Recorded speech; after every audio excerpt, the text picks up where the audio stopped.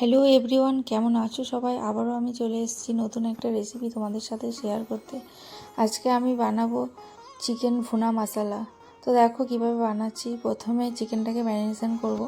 তো প্রথমে লেবুর রস, নুন, তারপর আদা রসুনের পেস্ট, একটু হলুদ গুঁড়ো 1 চামচ মতো দিয়ে এটাকে আমি ম্যারিনেশন করে আধ ঘন্টা থেকে 45 মিনিটের জন্য ঢাকা দিয়ে রেখে দেবো।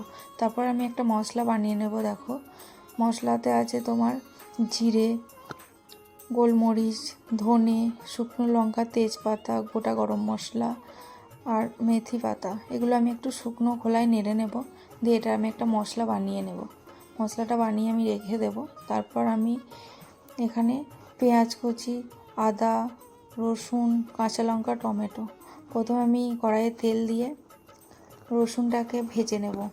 একটু ভাজা হয়ে গেলে দেখো আমি আদাটাকেও দিয়ে দিচ্ছি। আদাটা ভাজা হয়ে গেলে আমি দিয়ে দেবো পেঁয়াজ কুচি। পেঁয়াজটাকে কিছুক্ষণ ভেজে নেব। একটু ভাজা ভাজা হয়ে গেলে দিয়ে দেবো টমেটো। তো টমেটোটা ভাজা হয়ে গেলে তো আমি একটু নুনও দিয়ে দেবো যাতে এটা গলে যায়। তারপর দেবো কাঁচা লঙ্কা আর সেই যে ভেজে রেখেছিলাম মশলাটা, ওই মশলাটা দিয়ে দেবো।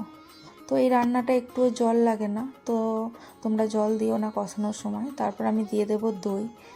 দইটা দেওয়ার পর আমি এবার মশলাটাকে ভালো করে কষিয়ে নেব। কষানোর পর যে ম্যারিনেশন করা চিকেনটা রেখেছিলাম, তো ওটা দিয়ে এবার মশলাটার সাথে ভালো করে কষিয়ে নেব। এটাকে একটু ঢেকে ঢেকে কষাতে হবে। তো যত ঢেকে ঢেকে কষাবে তারপর এটা থেকেই জল বেরিয়ে যাবে। তো এক্সট্রা কোনো জল দেবে না।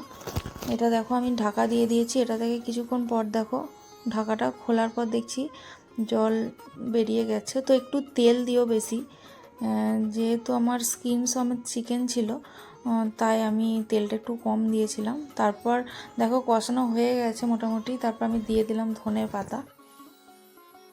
এবার আমি ধনে পাতাটা একটু মিক্স করে দেবো। তো আমার রান্না দেখো কমপ্লিট হয়ে গেছে। কেমন লাগলো রেসিপিটা অবশ্যই জানিও।